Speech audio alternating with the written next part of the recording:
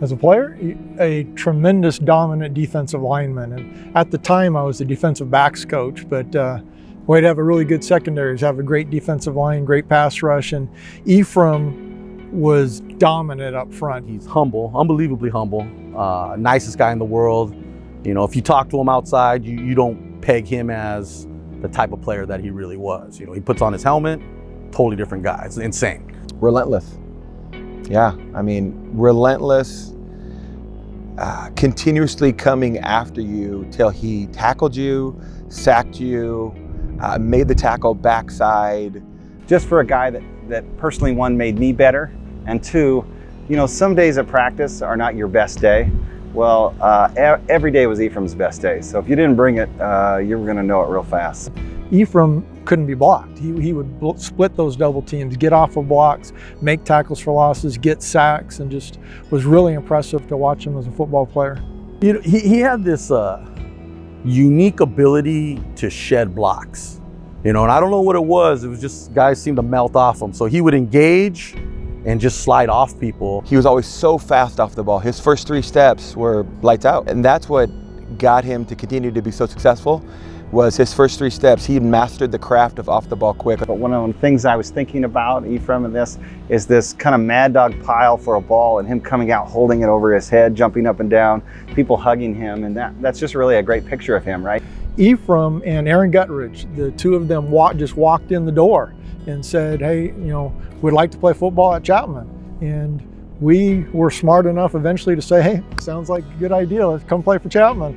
In fact, if I were to tell you what was Efriam's greatest gift or impact, it would really be the culture that he helped to create in those early years. Recently, I posted a Chapman picture, or I think it was our team picture. A buddy of mine texts and says, hey, what years did you play at Chapman?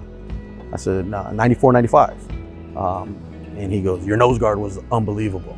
And I said, Efriam Miranda. Efriam, is a pleasure to be a part of your college career as one of your coaches, and I'm really excited about you joining the Chapman University Hall of Fame. Efriam, it's been my pleasure knowing you, watching you as a person, but this award, I was so happy to hear that you were receiving this award. Congratulations. It's definitely well-deserved. Efriam, congratulations, my friend, long overdue. As I said before, you're a Hall of Fame guy. And I know your family and friends know this, but this is long overdue, well-deserved. Hey, I just want you to know, man, I'm so proud of you. I love you, dude. You know that, again, it's been 30-something years we've been together, been friends, been teammates, been best man in weddings, and I am the most honored guy. I'm sorry I can't be there. We have our game, but I am so honored and excited for you, and you deserve this more than anybody. He was one of the first and remains one of the best ever to put on a Chapman helmet. That's right. Ladies and gentlemen, please join me in welcoming Efriam Miranda into the Hall of Fame.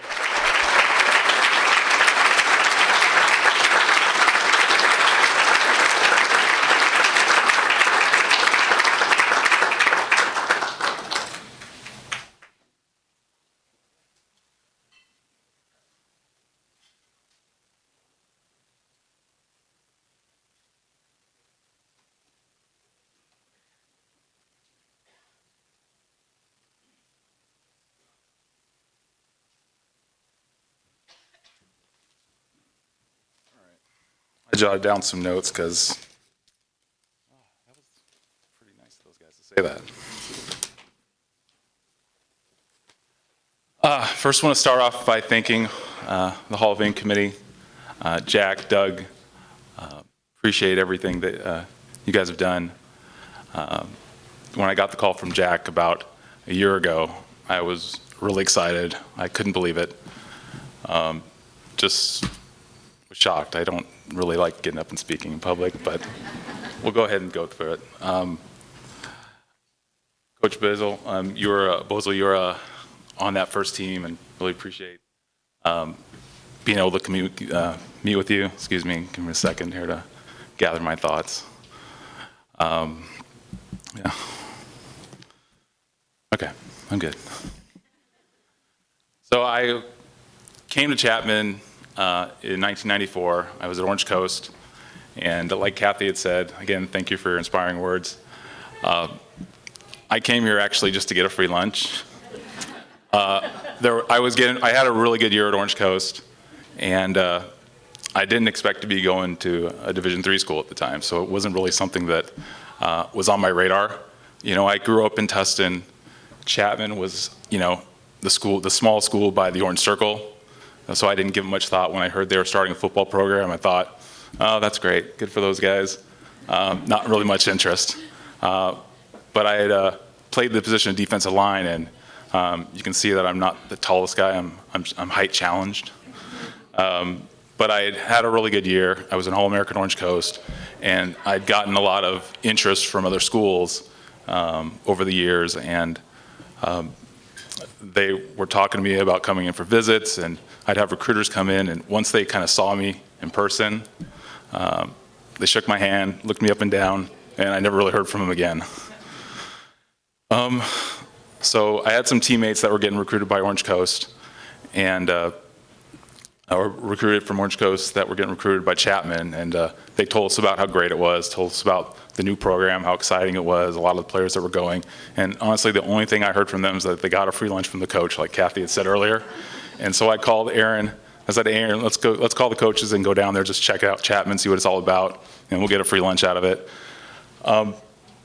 We showed up, it was great. We had a great time meeting with the coaches. They just were so enthusiastic about us. They were the passion, everybody that was involved with the team that we had met, came into contact with, just treated us so great. I mean, they literally had no clue who we are, because what Kathy had said earlier about when we met the coaches, they had asked us if we were starters at OCC, and Aaron, who was on the tape, he said, well, Coach, yeah, we were both starters. Efriam was an All-American this past year, so it was just like, it was just shocking, and we couldn't believe it, that they had no clue who we are, but just the passion that they had about the program, talking about all the guys that were coming, it was like, wow. When Aaron and I left and said our goodbyes, we both were in the car just amazed at, you know, what they envisioned the program to be. And so we really liked the idea of being a part of that from the beginning, and just thought, you know, we could do this, we could make it our own. It's local, we're 5 miles away. At the time I was living at home, going to Orange Coast College, that was like 10 miles away. All of a sudden, Chapman's 5 miles away, so I'm thinking, oh, this is no brainer, this makes sense. So I even called my friend Shad Vickers, who had just come back from Idaho, and said, hey, you got to call the coaches and see if you can get a free lunch and check out what we're doing.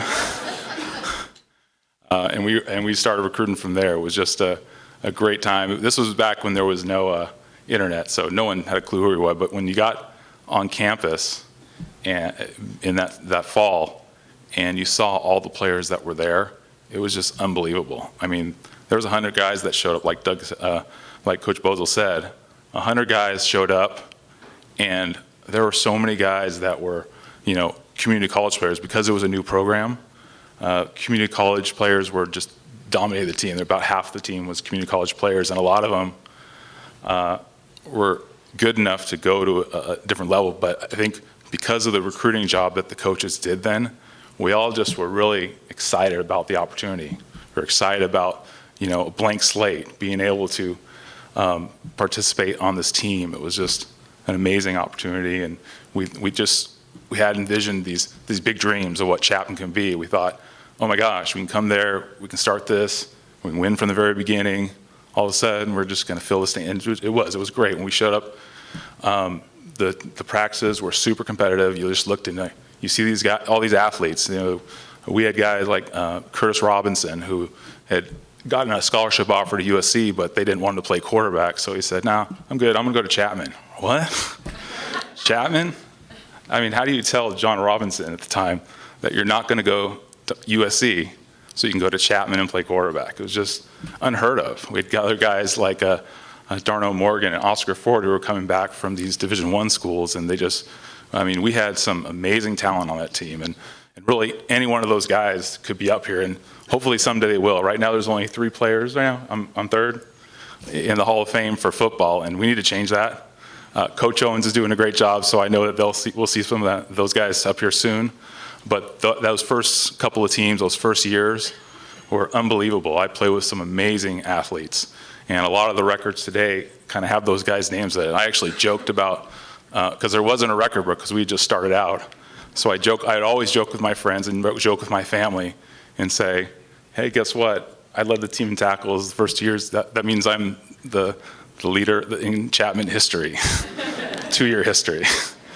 And so I fully expected that. I didn't think they actually kept stats back then, so it wasn't a big deal to me. Didn't think it was, but it was more of a joke with my family and friends. And then I showed up to a couple practices a couple years later, and Keith Dykes, who was a linebacker then, a senior, came up to me and goes, hey, Efriam, I'm going to break your record this year. I go, oh, okay. That's great. I'm happy for you. Kick ass.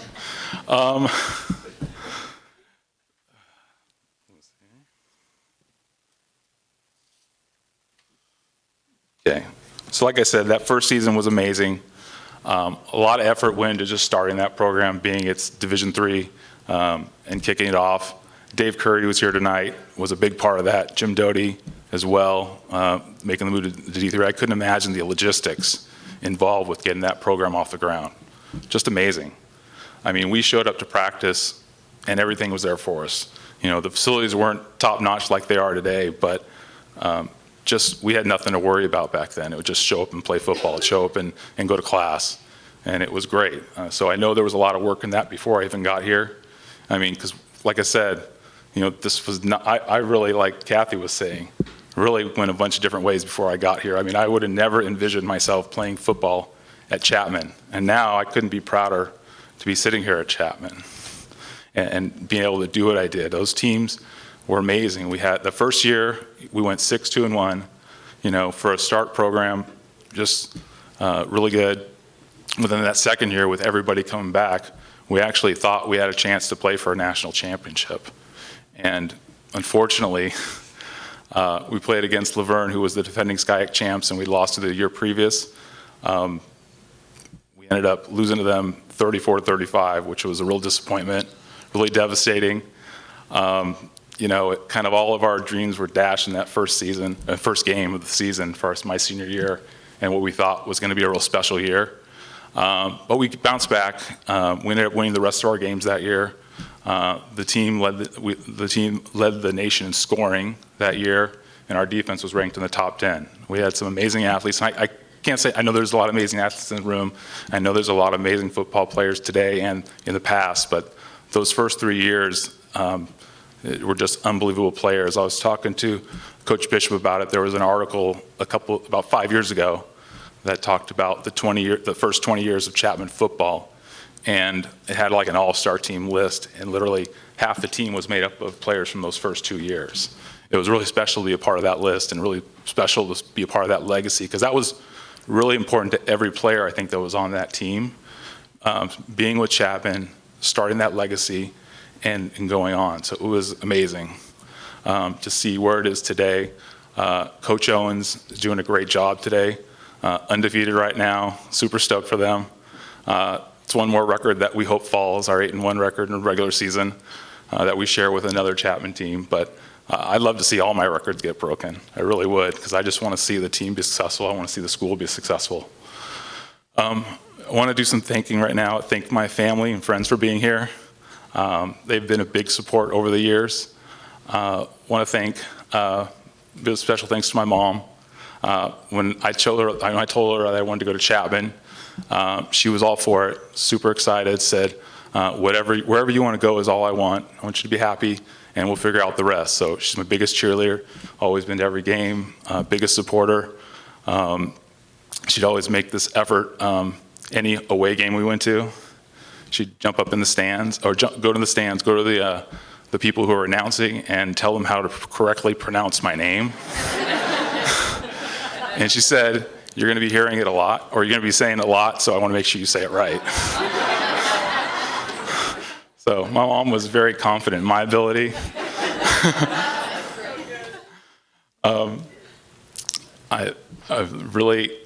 This area has just been really special to me.